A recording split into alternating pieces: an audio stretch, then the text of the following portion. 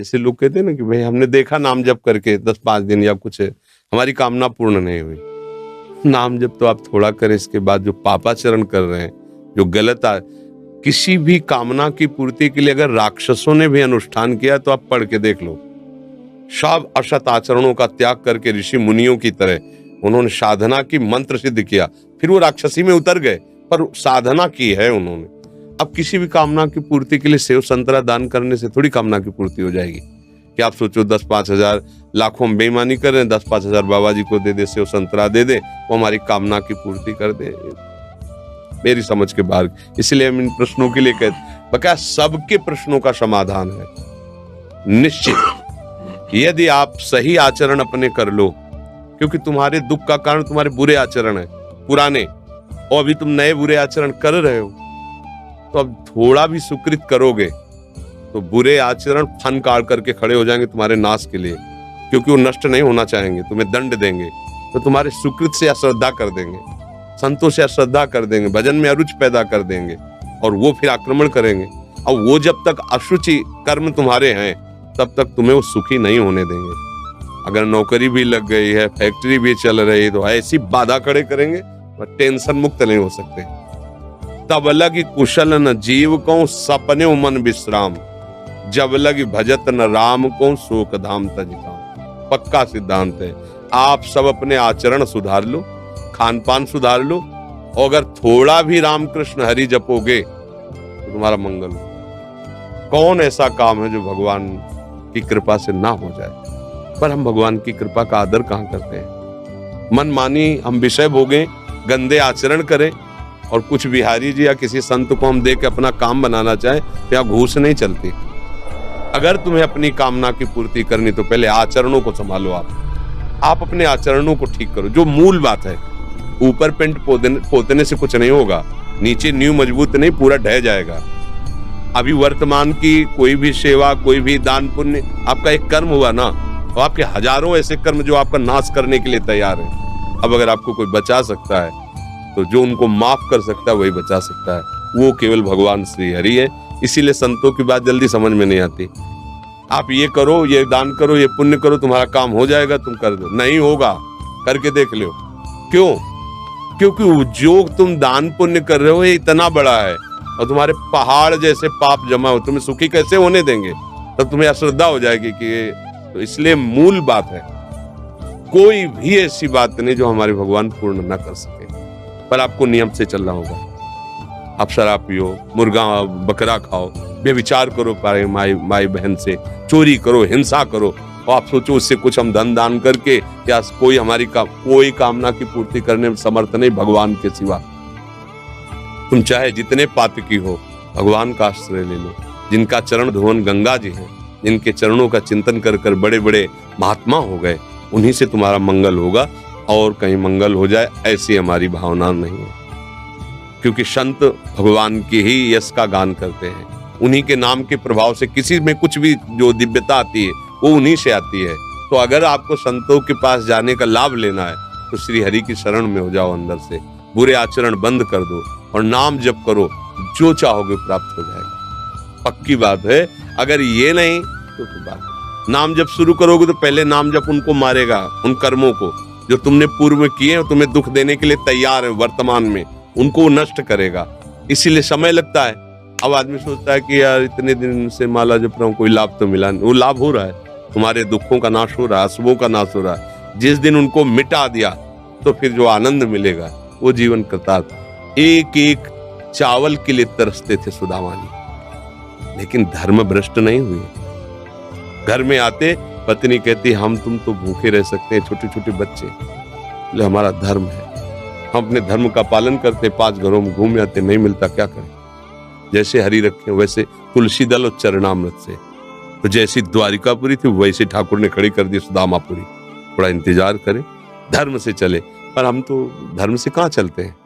अगर हमको लगा कि 2 लाख का हमें फायदा मिल जाएगा झूठ बोलने से या इसकी हिंसा करने से, हम चूकते नहीं हैं। अपने स्वाद के लिए बेचारे निर्बल पशुओं की हत्या कर दें। अब चाहो सुख कैसे हो सकता है? करो कुकर्म, पापाचरण करो, मनमानी आचरण करो, इसके बाद सुख चाहो, ऐसा कैसे हो सकता है? बो बंबूल और सोचो कि हमें आमरस मिल जाए। कैसे मिल जाएगा आमरस? तुमने बबूल बोया तो वही काटना पड़ेगा। अब वो नाटक में फंसे हुए हमारी वृत्तियां हैं, तो हमको कोई नाटक बड़ा, मतलब कैसे तुम्हें बताएं, बिल्कुल उसको परिचय नहीं भगवान का। और जाते हैं लोग, हमारा दुख दूर कैसे हो? बोले तुम्हें एकांतिक, तुम्हें बलि देनी पड़ेगी, तुम्हें ये करना पड़ेगा। अरे यार, कैसे कैसे पागल बना रहे हो? किसी की हत्या करके, किसी की हिंसा करके, किसी से व्यभिचार करके किसी का मंगल होने वाला है? खुद पता नहीं उसको मंगल किसे कहते हैं। एकमात्र अगर मंगल है तो भगवान के भजन में। किसी का आशीर्वाद तुम्हें नहीं बचा सकता। हमारी बात पक्की मान लो, तुम्हारा आचरण ही तुम्हें बचाएगा। बार बार हम तुम्हें कह रहे हैं, अगर तुम गलत करते हो तो तुम्हें कोई नहीं बचा सकता, और अगर तुम सही से चलते हो तो तुम्हें कोई नहीं मिटा सकता, कोई गिरा नहीं सकता, क्योंकि भगवान वहीं देख रहे हैं जहां आप हो। आजकल हमारे लोगों की क्या बुद्धि है, हम तो खूब भोग भोगे मन मानी, और ये साधु महात्मा जो भजन करते हैं ना, इनको कुछ दे देंगे बेचारे, वो भजन करके हमारा सब कुछ सुधारते रहेंगे। ऐसा कभी हुआ है? कभी हो सकता है? नहीं हो सकता। अगर ऐसा कहीं है, वो नहीं है, जो होना चाहिए वो नहीं है। एक ही बात है, आप अपने को सुधार लीजिए, आप अपने आचरण पवित्र कीजिए और नाम जप कीजिए, सब ठीक हो जाएगा। समय लगेगा, पर जब दीपक की तरह जलोगे, कुल परंपरा तक चलते रहोगे और एकदम हाइलोजन की तरफ फ्यूज हो जाओगे। अधर्म क्या करता है? हाइलोजन की तरफ, अरे फटाफट गाड़ी आई, फटाफट रुपया पैसा और सब, और फिर क्या हुआ? पूरा परिवार गाड़ी चटनी बन गया। अरे बोले हो गए, यह अधर्म है। ऐसे ऊपर ले जाएगा तो आपको लगेगा बहुत ऊंचाई पे नहीं, ऊपर से छत से फेंके जाओगे तुम ऊंचाई से। और धर्म से चल रहा है ना, हो सकता है कि उसको घी लगाने को ना मिले रोटी में, लेकिन उसके बच्चे स्वस्थ होंगे, उसका परिवार शांत होगा, आनंद होगा, धीरे धीरे वो बढ़ेगा। भजन कर रहा है, सत्य से चल रहा है, आज दुखी है, एक दिन वो सुखी हो जाएगा। अधर्म से चल रहा है, पापाचरण कर रहा है, आज वो बढ़िया बढ़िया तुम्हें दिखाई दे रहा है, एक दिन मिट्टी में मिल जाएगा। अब ये बातें तो चुभने वाली हैं, तो ये बातें सबको पसंद नहीं आती हैं। कितना नाटक है, तुम करो पाप और तुम्हारे को सुख मिल जाए। कैसे हो सकता है भाई, कैसे हो सकता है? बस हम कुछ दे देंगे। अगर साधु तुमसे लेने के लिए चाह कर रहा है तो तुमसे ज्यादा गिरा हुआ तो वही बात है ना। तुम उसके दाता हुए, वो तुम्हारा भिखारी हुआ। केवल आचार्यों ने रोटी मांगने का आदेश किया, विरक्त भाव से रोटी मांगकर पेट भर सकते हैं। ऐसे प्रभु की प्रेरणा से वो यही वही रखेगा जिसकी प्रभु की प्रेरणा कर रहे हैं, अन्यथा यहां नहीं। वही ताकत नहीं कि तुम निकाल के रख सको। प्रभु अगर रख दिया है और प्रभु की प्रेरणा नहीं हुई है तो शाम तक उसको नष्ट कर दिया जाएगा, शाम तक उसे बिल्कुल नष्ट कर दिया जाएगा। कई बार हमने देखा प्रभु की लीला, या ऐसा ऐसा ऐसा विधा फेंकवा दो, तुरंत फेंको, यमुना जी में जाकर तुरंत फेंको, हटाओ इसको, तुरंत यहां से हटाओ। भगवान के आश्रित होने पर ही काम बनेगा। पापाचरण करके ठगा नहीं जा सकता संत महात्माओं को, जो भगवत मार्ग के पथिक हैं। और अगर उनको ये है कि आपसे कुछ लेके, तो उनके पास है ही नहीं कुछ, क्या देंगे आपको। कभी भ्रमित मत हो, किसी के आशीर्वाद की इच्छा मत करो। ये बात तुम्हें अच्छी नहीं लगेगी, पर हम बता रहे, अगर आप सच्चे आचरण से चलोगे, नाम जप करोगे, सबकी कृपा आपके ऊपर होगी, आशीर्वाद मांगने की जरूरत नहीं। जहां पर कृपा राम की हुई, तहां पर कृपा करे सब कोई। अब तुम करो गंदे आचरण, मनमानी, धर्म विरुद्ध आचरण, और कोई तुम्हें बचा ले? बिल्कुल नहीं। संतों का उपहास किया, पेट में कढ़ाई बांध करके द्वारिकापुरी में, उन्हीं के परिवार में भगवान के बच्चे, शाप दिया तुम्हारे कुल का नाश कर। भगवान ने बिल्कुल नहीं मिटाया, किया है उपहास तो भोगो। भगवान है, वो ऐसे जरा में, एक सेकंड में सब मिटा सकते थे। टांग पे टांग चढ़ाए, आराम से देखते रहे, सब मार मार जाओ। जब वो अपने परिवार के आचरण का जब फल आया तो नहीं बचाया, तो तुम्हें कैसे बचा लेंगे? तुम आचरण सही करो, तब तुम, किसी से आशीर्वाद की जरूरत नहीं है। ये जो है ना, आज बाबा जी ने आशीर्वाद दे दिया हमारा, हाँ ये आशीर्वाद मान लो, हमारी बात मान लो, हरि के चरणारविंद का आश्रय ले लो। प्रणत कामदम पद्मजार्चितम धरणि मंडनम ध्येय मापदी। जिनके चरण चिंतन करने वालों के लिए कल्प तरु के समान है। आप हरि चरणों का चिंतन कीजिए। हरि स्मृति सर्व विपद विमोक्षणम। कोई विपत्ति तुम्हें परास्त नहीं कर सकती, आएगी परास्त नहीं कर पाएगी। हरि चरणों का चिंतन, जिनकी लक्ष्मी जी स्वयं हर समय पूजा करते हैं, वो चरण है, और उन चरणों का आप चिंतन करोगे तो लक्ष्मी कमी रहेगी क्या? पर हम भगवान से नहीं, हम अधर्म से सुख चाहते हैं, इसीलिए हमारी दुर्दशा हो रही। तो किसी की भी नौकरी है, फैक्ट्री है, बीमारी है, ये जो कुछ भी है सब भगवान की सृष्टि का है। आप उन मालिक की तरफ दृष्टि करो, उनके सन्मुख हो, उनसे प्रार्थना करो। वो बच्चों से कुछ लेने की जरूरत नहीं होती पिता को, बस जरूरत होती है कि वो पिता का अनन्य बना रहे।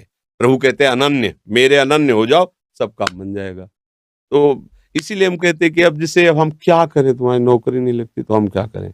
अगर हमारी नौकरी में निष्ठा होती तो हम भी नौकरी करते, बाबा जी ना बनते। अब किसी का ब्याह नहीं हो रहा, किसी को बच्चा नहीं, ये संसार के तो खेल है।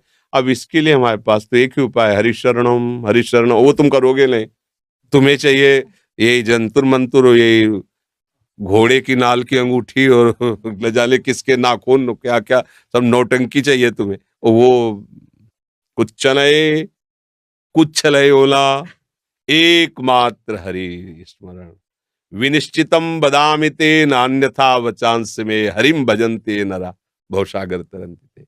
हरि भजे सब बढ़िया, हरि न भजे कुछ तुम्हें कोई नहीं बचा पाएगा। संकट तुम्हें, पाप तुम्हें नष्ट कर देंगे। इसलिए भगवान सर्वसमर्थ है। हमारी प्रार्थना मानो, मन लगे ना लगे। दवाई जैसे हमारा स्वाद बिगाड़ देती है, हमें अच्छा नहीं लगता, पर हम दवा खाते हैं रोग निवृत्ति के लिए। ऐसे ही तुम्हारा मन लगे ना लगे, आप बोलो राधा राधा, बोलो हरि हरि, बोलो, आपका मंगल हो जाएगा। ये आपको बचा लेगा, ये नाम आपको मंगल कर देगा। अब नाम न जप करो तो कैसे, फिर और कोई उपाय नहीं।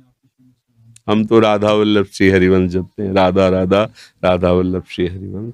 हमारे पास सब आए हो तो हमारी यही प्रार्थना, शराब मत पीना, मांस मत खाना, आज के बाद गंदी बात मत करो, धर्म से रहो, सुखी हो जाओगे। थोड़ा पीछे के कर्म आके दुख देने की बात करेंगे, भगवान के शरण में बचा लेंगे। भगवान अपने जनों को ऐसे बचाते हैं, जैसे अपना लड़का है, कोई गलत काम कर दिया और उसको 4 लोग पीटने आ रहे हैं, तो चतुर पिता क्या करता है, दौड़ के हाथ पकड़ता है उसका और इतना हाथ ऊंचे करके ऐसे मारता है, और इतना जोर से चिल्लाएगा, हाथ ऊंचे उठाएगा, लगेगा कि मार डालेगा। और पर हाथ का बहुत हल्का प्रहार होगा, आवाज बहुत होगी, तो वो लोग कहें, मतलब जो 4 देख रहे हैं, अरे भाई अब क्यों मारते हो गई गलती। ऐसे ही भगवान अपने भक्तों को दंड देते हैं। भयंकर अपराध है, वो दिखाई दे रहा है बड़ा होके आएगा, तो ऐसे हल्के से निपाट देते हैं। रक्षा करो सदा तिनके रखवारी, जिम बालक राखे महतारी। वही हमें बचा सकते हैं, दूसरा भाई कोई नहीं, कोई दूसरा नहीं है, ये पक्का समझ लो। वो ही बचा सकते हैं, एक हरि, कोई नहीं बचा सकता। पूरा परिवार लग करके गजराज को बचाने की कोशिश की, हजारों हाथी हाथिनियां, नहीं बचा पाए। जब उसने देखा मेरा भी बल नहीं, मेरा परिवार सब छोड़ के चला गया, पुकारा हरि। पूरा नाम नहीं हो पाया था कि हरि आ गए, सुदर्शन चक्र से ग्राह को मारकर गजराज को मार लिया। सब पूरा सभा बैठी हुई है, कोई रक्षा द्रौपदी की नहीं कर पाया। जे ही पुकारा हे कृष्ण द्वारिका, यही भगवान वस्त्र बन गए। हमें चाहिए कि ये इन कथाओं से हमें प्रेरणा मिलती, हम भगवान का भरोसा रखें, वही बचाएंगे। उन्हीं के ही चरणों का आश्रय लेने से हमारी सारी कामनाएं पूर्ण होंगी, दूसरा कोई उपाय नहीं। शरीरधारी को किसी दूसरे शरीर से अपने शरीर की सेवा तब तक नहीं लेनी चाहिए जब तक बीमार ना हो जाए, असमर्थ ना हो जाए, चाहे गृहस्थ में हो चाहे विरक्त में हो। ध्यान दीजिए, आप चाहे आपकी पत्नी हो, पुत्र हो, परिवार हो, आप उनके सेवक हैं, क्योंकि वो सब प्रभु के जन हैं। इस भावना से रहोगे, कभी नाराज नहीं होगे, कभी गुस्सा नहीं आएगा, कभी झगड़ा नहीं होगा। अगर आप अपने को ये माने कि प्रभु मेरे इस रूप में आए हुए हैं, मुझे अपने कर्तव्य का पालन करना है, तो कहीं झगड़ा नहीं हो सकता। तुम जो कर रहे हो तुम्हारा कर्तव्य, हमारा कर्तव्य है कि हम पति पुत्र परिवार आदि जो भी है, ये हमारे भगवान का स्वरूप है। मैं आप समझो वही भगवत साक्षात्कार, पर ऐसा कौन मानता है? अच्छा, साधु वेश में ये जरूर सावधानी रखनी चाहिए। ध्यान देकर सुनिए, जब तक आपका शरीर स्वस्थ है, आप किसी से किसी भी प्रकार की सेवा स्वीकार न करें। भिक्षान्न के सिवा कोई भी सेवा स्वीकार न करें। अपने शरीर की सेवा तब तक करें जब तक आपका शरीर असमर्थ नहीं हो जाता। असमर्थ हो गए तो फिर हरि ही करें आकर स्वयं, या किसी को भेज दें, उनके बस की बात है। देखो माधवदास बाबा की लंगोटी स्वयं श्री ठाकुर जी महाराज धो रहे हैं। तब तक हमने अपने बड़े संतों को देखा है, बिल्कुल किसी भी तरह की कोई सेवा नहीं स्वीकार करते। अपनी दिनचर्या अपने हाथ से अपने शरीर की पूरी। आपको क्या हो गया है? आप भी वैसे ही चलो जैसे गुरुजन चले हैं, भिक्षान्न के सिवा। आप अपनी किसी भी तरह की सेवा किसी से मत करवाइए। आप देखो इच्छाओं का दमन होना शुरू हो जाएगा, यहीं से इच्छाओं का दमन शुरू हो जाता है। आप सच्ची मानिए, ये जो आप शरीर सुख की आकांक्षा से दूसरे से सुख लेने की इच्छा करते हैं, यही तुम्हारे बंधन का कारण है, ये तुम्हारी दुर्गति, ये तुम्हारी कमजोरी है। जब तक शरीर स्वस्थ रहे किसी से किसी भी तरह की सेवा मत लो, और अधिक से अधिक सेवा करने का भाव रखो। सुधार, हमें सेवा करना है, सेवा लेना नहीं है। जब तक सेव्य का साक्षात्कार ना हो जाए या शरीर असमर्थ ना हो जाए, तब तक ये नियम दृढ़ रखना चाहिए। गुरुजनों को भी देखा, श्री जी की सेवा कर दो, रसोई की से बाहर, शरीर सेवा में कभी भी नहीं। कभी धोखे से ऐसे वस्त्र आदि रह गए और महाराज जी अनुपस्थित, धो के जल्दी से फैला दिया तो भी डांट लगी, ऐसा क्यों किया? नहीं रखते थे महाराज जी, हमने ऐसा कर, नहीं जब तक हम कहें नहीं तब तक नहीं। आज भी सरकार अपने ही हाथ से श्री जी को भोग लगा के ही, सब हैं पर वो अपने ही हाथ से 2 रोटी भोग बना के। देखो बुजुर्ग संतों को, बड़े महापुरुषों को हमने देखा है, अपने शरीर, जब तक शरीर में सामर्थ्य है तब तक, ये महापुरुषों का आदेश है, अपना काम स्वयं करने में लाज बड़प्पन तजो तमाम। अपना काम करने के लिए आप किसी को भी आदेश मत करें, किसी की भी सेवा स्वीकार न करें।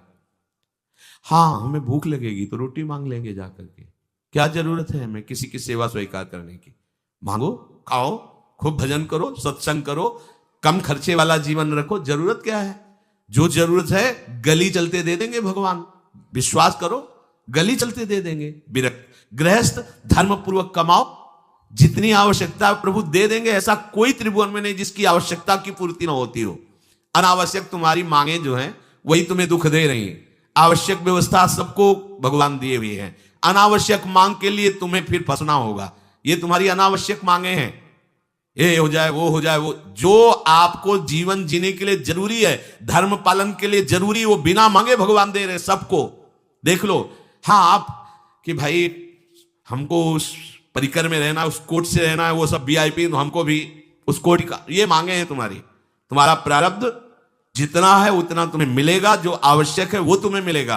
अनावश्यक मांगे करोगे फंसोगे, अधर्म में कूदना पड़ेगा तुम्हें।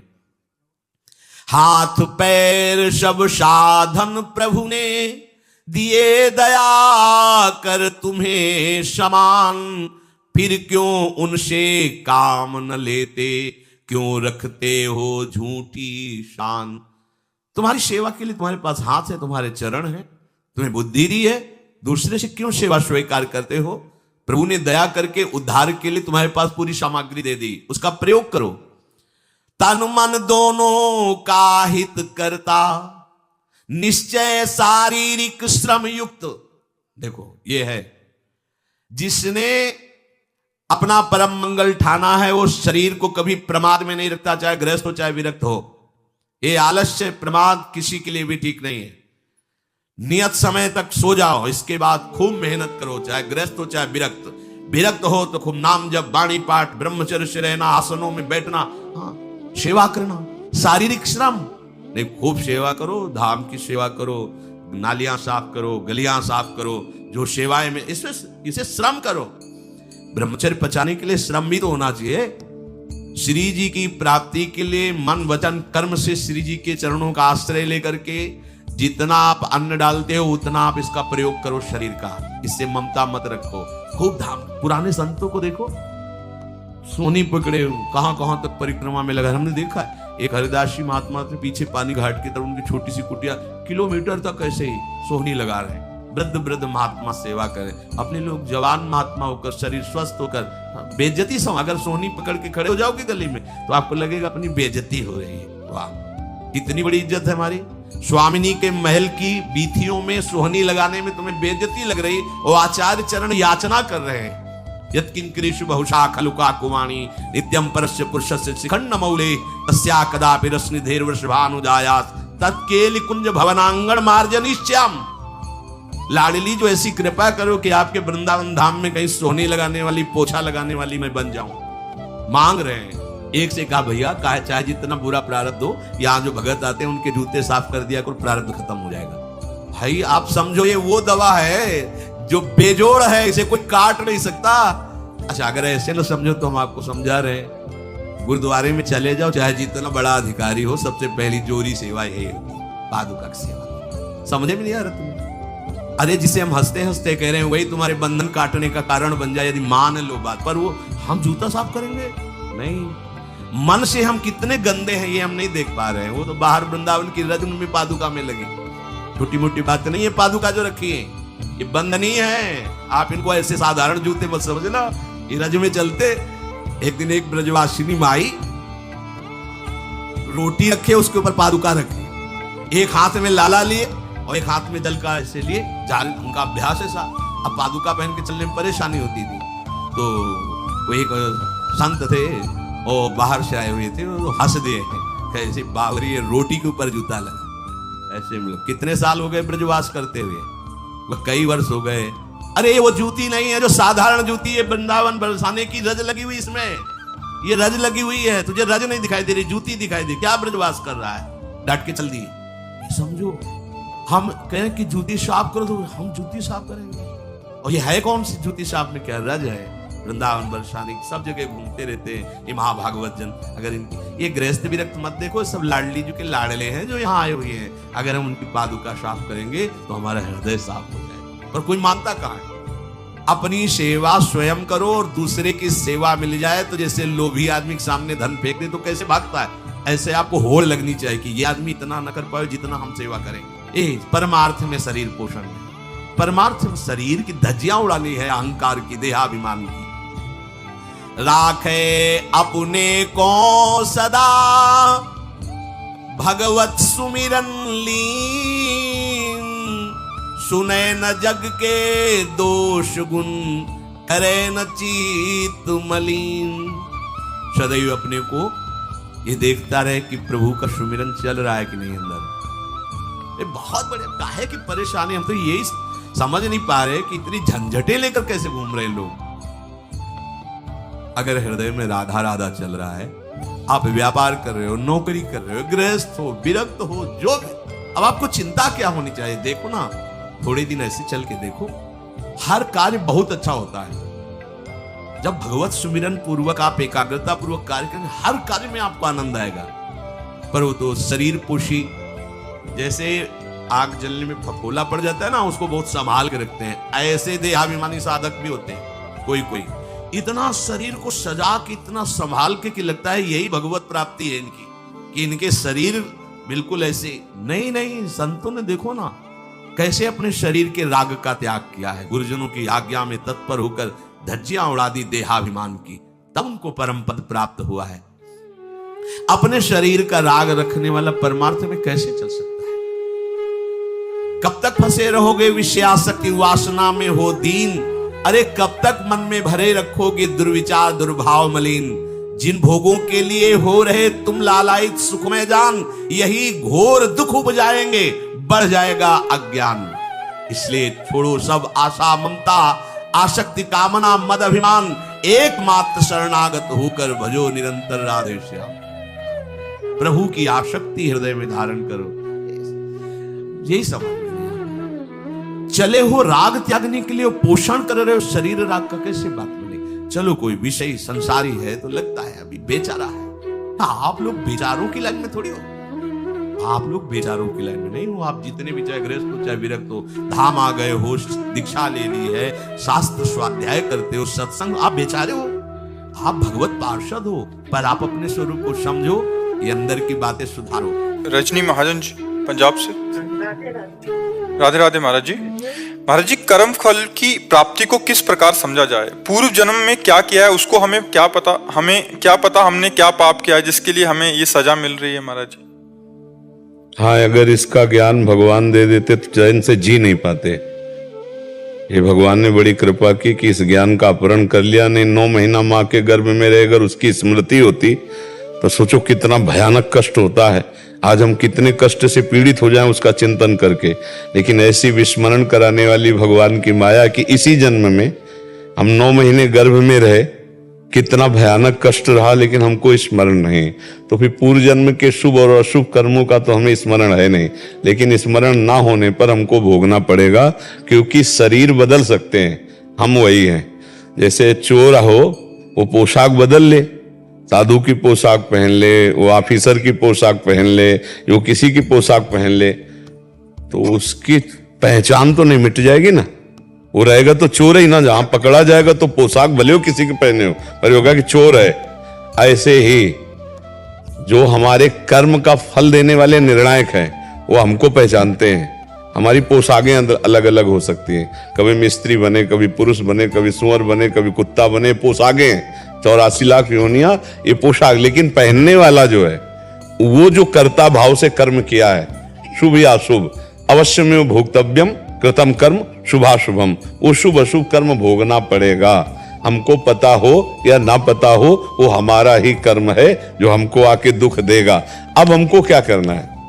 अब हमें पीछे की बातें सब जो भूले हुए, हमको उनको याद नहीं करना है। हमको एक ऐसे कर्म का अनुष्ठान करना जिसे पूरे कर्म नष्ट हो जाए। वो है भगवान का नाम, भगवान की आराधना, वो है भगवान की भक्ति या शुद्ध ज्ञान। इसी के द्वारा, चाहे ज्ञान योग से, चाहे कर्म योग से, चाहे भक्ति योग से, हम संचित कर्मों को भस्म कर दें, क्रियमाण को निष्फल कर दें और प्रारब्ध को भोग लें। जो हमारा शरीर बनाने के समय प्रारब्ध रखा गया, इस वर्ष में ये होगा, इतने साल में ये होगा, उसको हम भोग लें।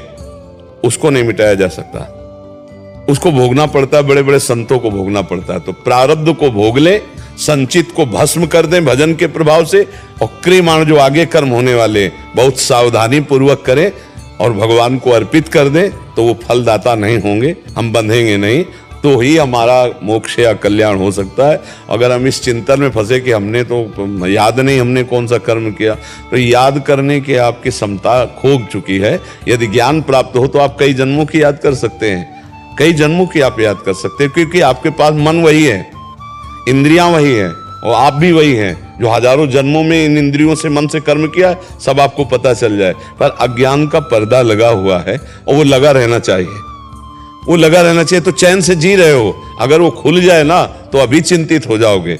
इसी जन्म में देखो आपने कितने अपराध किए हैं, जो गलतियां हैं, लेकिन भगवान कितने कृपालु हैं कि जिनको ना कानूनी दंड मिला है और ना भी उनका दंड मिला है, और हम चैन से जी पा रहे हैं। कितने पाप हैं आप देखो, एक छोटी सी गलती का आजीवन कारावास है।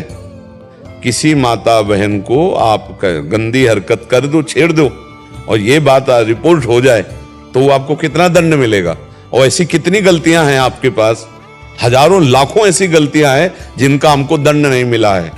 तो क्या वो सब मिट जाएंगी क्या? अगर भजन नहीं करोगे ना, तो एक सेकंड की एक क्रिया का फल मिलेगा, वो व्यर्थ नहीं जाएगा। शुभ किया है या अशुभ, गलत देखा है या अच्छा देखा है, देखने तक का आपको दंड मिलेगा, देखने तक का दंड। जैसी हरिवंश नरक गति दुर्भरी, यम द्वारे कटियत नक्शी के, छोटी सी भी कर्म का आपको दंड मिलेगा। अब देखो ना, छोटी सी गलती हो जाती है, क्रोध आ गया, हिंसा हो गई, या जो भी अब उसके लिए पहले हमको बंधन में डाल करके जेल ले जाया जाता है, पिटाई होती है, हम फिर मुकदमा सालों चलता है, 20-20, 10-10 वर्ष मुकदमा चलता है, फिर इसके बाद सजा होती है, फिर इसके बाद जुर्माना भी रखा जाता है, 1 लाख जुर्माना। यार इतनी छोटी सी गलती सी थे, तो सोचो अनंत जन्मों में हमने कितनी गलतियां की, अब वो आकर हमको इसमें दंड देंगी ऐसे विधान से कि जैसे हम बहुत सजा करके संभाल कर परिवार चलाना चाहते हैं, पर कर्म आ गया, वो सब तुम्हारी उन्नति को बिखेर दिया, नष्ट भ्रष्ट कर दिया। बहुत गिरा हुआ घर में जन्म लिया है, लेकिन कर्म अच्छे सजना शुरू हुआ, वो धीरे धीरे बढ़ता चला गया। सारा खेल कर्मों का है। तो अब पूर्व के कर्मों की चिंता मत करो, अब ऐसे कर्म का अनुष्ठान करो कि हम उन कर्मों को मिटा दें। वो है भगवान का भजन, वो है सद आचरण, वो है परोपकार, दूसरों का उपकार करना, वो है भगवान की आराधना। और दूसरे किसी कर्मों में सामर्थ्य नहीं है, जैसे दान पुण्य और तीर्थयाटन, ये शुभ कर्म हो गया, लेकिन भगवान की आराधना जो शुभ अशुभ दोनों को नाश करके भगवत प्राप्ति करा दे। तो थोड़ा समय रह गया है, काफी जीवन ऐसे ही व्यतीत हो गया।